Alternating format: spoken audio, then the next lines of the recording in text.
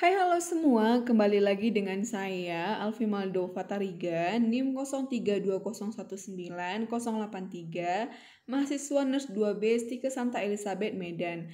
Di sini saya kembali memaparkan materi tentang asuhan keperawatan pada klien dengan rheumatoid arthritis.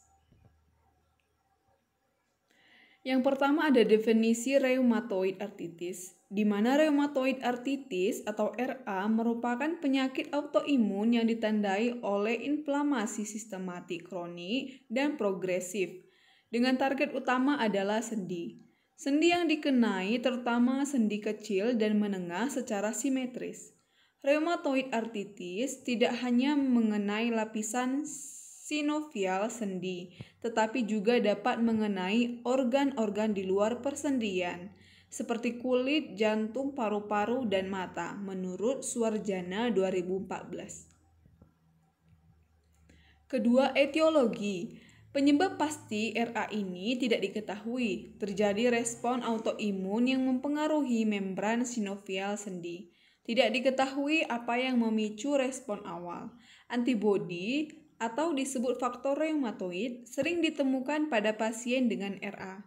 Disarankan bahwa antibodi ini bergabung dengan antibodi lain dan membentuk kompleks antibodi.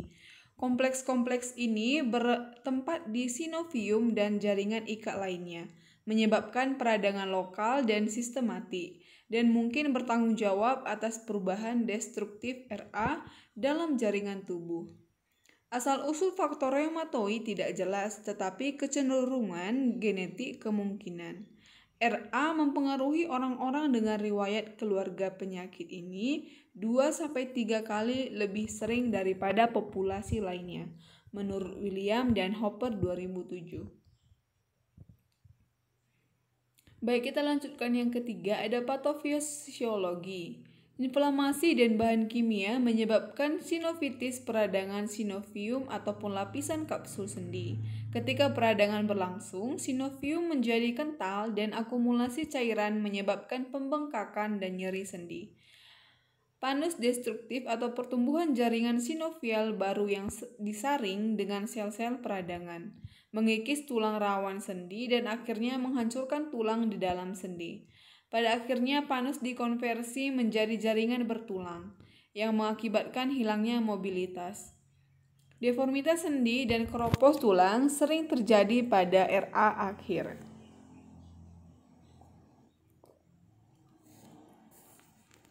Sendi sinovial bukan satu-satunya jaringan ikat yang terlibat dalam RA.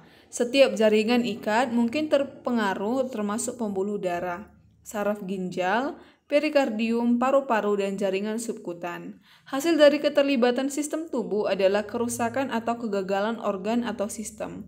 Kematian dapat terjadi jika penyakit tidak menanggapi pengobatan. Banyak pasien mengalami remisi spontan dan eksaserbasi atau peningkatan RA. Gejala penyakit dapat hilang tanpa pengobatan selama berbulan-bulan atau bertahun-tahun. Maka penyakit ini dapat memperburuk sama tak terduga. Eksaserbasi biasanya terjadi ketika pasien mengalami stres fisik atau emosional seperti operasi atau infeksi, menurut William Hopper dan 2007. Nah, inilah dia termasuk bagan atau pathway dari penyakit rheumatoid arthritis. Selanjutnya ada tanda dan gejala. Yang pertama, pada setiap orang gejala rematik yang dirasakan berbeda-beda. Berikut adalah beberapa tanda dan gejala umum yang dirasakan dari penyakit rematik. Yang kedua, ada kekakuan pada dan seputar sendi yang berlangsung sekitar 30-60 menit di pagi hari.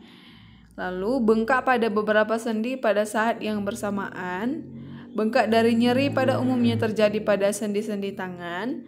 Bengkak dan nyeri umumnya terjadi dengan pola yang simetris atau nyeri pada sendi yang sama di kedua sisi tubuh dan umumnya menyerang sendi pergelangan tangan.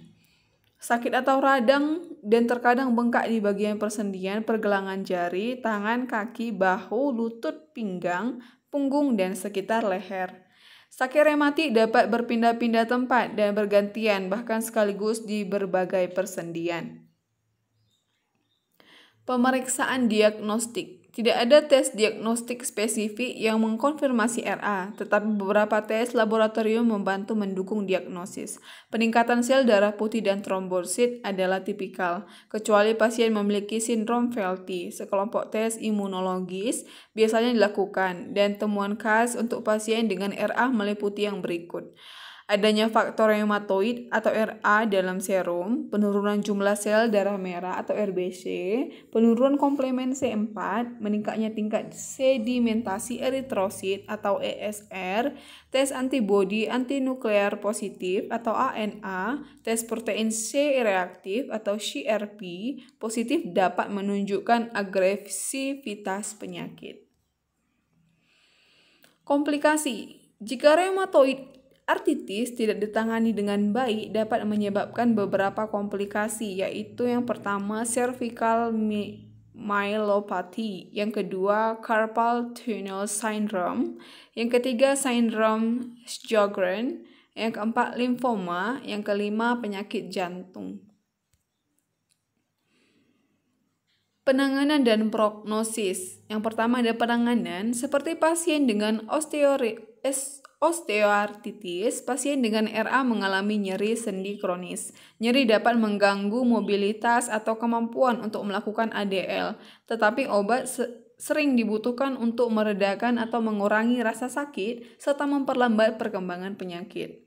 Yang pertama ada obat, kedua terapi komplementer, yang ketiga aplikasi panas atau mandi air panas membantu mengurangi kekakuan sendi dan membuat olahraga lebih mudah bagi pasien. Yang keempat ada operasi, yang kelima ada perawatan kolaboratif.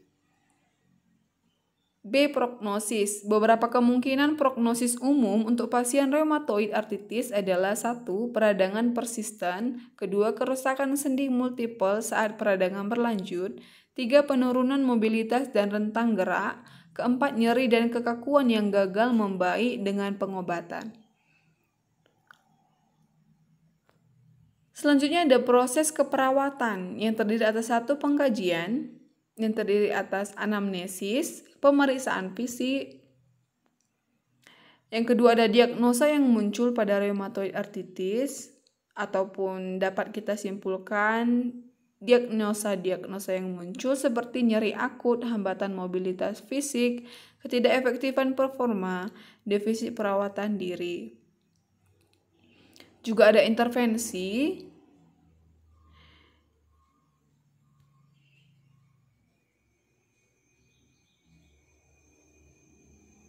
Dan yang terakhir ada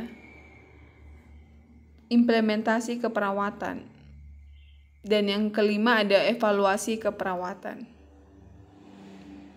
Baiklah, demikian ia adalah resume ataupun materi singkat tentang penyakit asuhan keperawatan pada klien reumatoid artritis. Terima kasih.